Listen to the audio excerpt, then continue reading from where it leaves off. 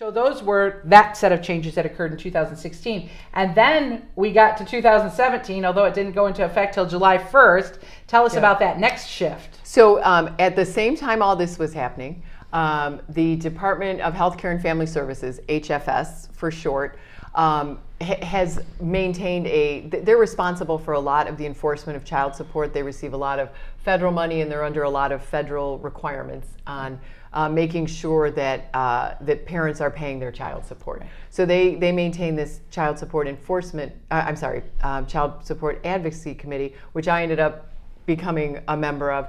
And they had concurrently been working on updating the economic study that the feds require to make sure that our child support methods are keeping up and ensuring that the kids are being provided for. And as part of this study, they started looking at the majority, 30 or I forget the number, 30 plus states who have moved from guideline child support to the income shares model.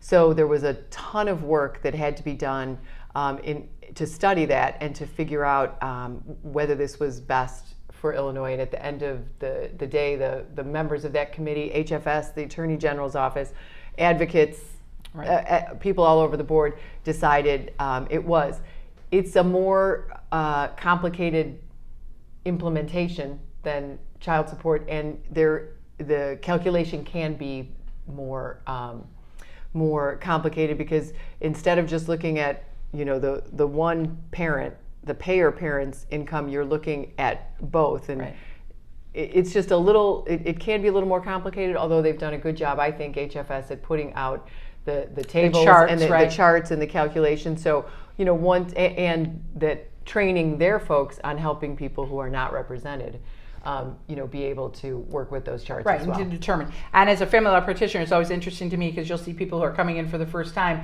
and they've already been to the website and they've done those calculations to try to figure out what that child support is. So under the old system, that you paid a percentage of the net by the payer only, the one who did not have the primary care of the children, and then now it's that income share. But it's interesting to me because one of the things that becomes an element of it is you have somebody who maybe didn't work, but the statute also allows the imputation of income if they didn't work in the past. Exactly. And then the court has the authority to impute income beyond that under certain factors that the court can consider. And it also provided for one of the stubborn problems is folks who owe child support but then are incarcerated, and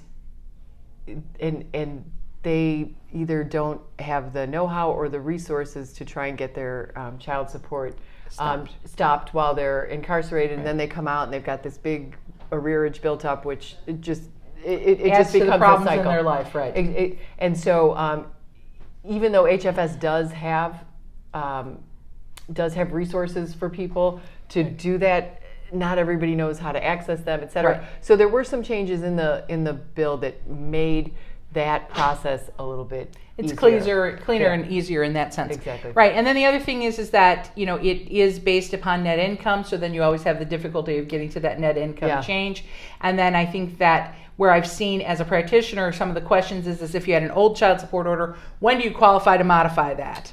And so that has spun off some difference of opinions, and we're seeing that. So it'll be time, and it will take time for the appellate courts to rule on that, to determine when is it appropriate, what does it take to require a modification. But I think one thing that's clear, though, is that the changing of the statute is not in itself a grounds for modification. That's correct. So even if you ran the numbers and realized that you'd be better off one way or the other under the new statute, that alone is not enough to give you grounds for the modification. But what's interesting is if one party, maybe who wasn't the recipient before, if their income goes up, can you move in for a modification? And I think we're seeing some difference of opinion on that. And so it'll be interesting to see how that works out. But I think that anytime you adopt any major change like this, it's going to take time, and there's going to be some. And there are, and I think one thing that to keep in mind is, yes, it's a change for us, but it's the way that it's moving, and that states are overwhelmingly adopting this income shares model. Right. And so any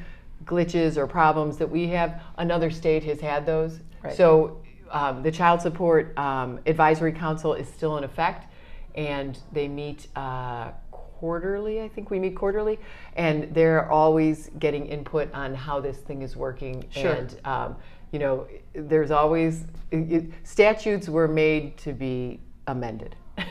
Right, well, they have to evolve over time in order to Exactly. make them work. And the other thing that's interesting, I think that, does it give the motivation to people to make more money? Because potentially you make more money, you're going to pay more, or if you're the recipient, you might lose more. So there's some of that philosophical Yes. change that I think has to work out as well. And I'm not sure that the state has dealt with all those issues, Right. as they're practically applied. You're right. And any new statutory scheme is never going to be applied in a perfect sense. Exactly. There's not a one-size-fits-all dimension. And that's why the statute itself does give the courts the authority to modify the guidelines as well. So that's one of the things I think that's interesting, is that the state charts are applicable in all counties. Right. And we know for a fact that some counties are certainly a different economic level or an economic cost than other levels. Yes. Other counties. And so I think that variation, it'll be interesting to see if the judges in those counties are applying it a little differently. Yeah.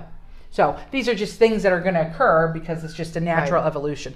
And then we get to the current bill that I want to talk about, which is the new change that goes into effect January 1, 2019. And we invited you when we realized you're a sponsor of that bill, Yeah. along with Senator Hastings. So after we finished the income shares, I literally said to these attorneys who I'd been working with on and off for now 4 years, Sure. I never want to deal with another domestic Yeah, you wanted a break. relations bill ever Right. again. And voila, the tax changes on the federal level happened that necessitated changes to our maintenance statute, and not only the Illinois maintenance statute, but Everybody's, state right. has to adopt some changes. So again, that was a lot of working through exactly how that would be. But the crux is that under the prior tax law, maintenance could be deductible Right. to the payor and taxable income to the payee. But because of the way it was, because of those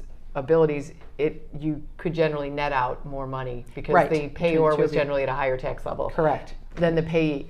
So so with the changes, now those aren't deductible anymore. So Right. it requires a whole different A whole new calculation. framework, right. And so the good news is for anybody who is already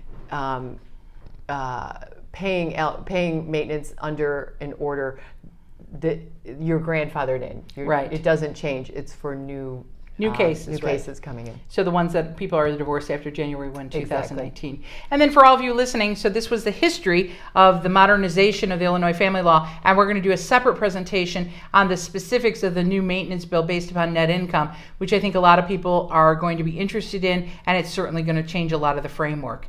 And so we'll talk about that in a few minutes. So thank you for joining us, and I appreciate your time today. My pleasure. Because it's very interesting to see this evolution. And I think it's important for people going through a divorce to understand, these are new terms, these are new history. And so when an attorney says to you, listen, this is what it is, this is what I think it is, but the appellate court could change it, that's why you are in this new statutory scheme. And remember, you said 77 was the last time that they had it. So all the way to 2015, 2016, really when the whole act was amended. So very interesting conversation. Thank you so much.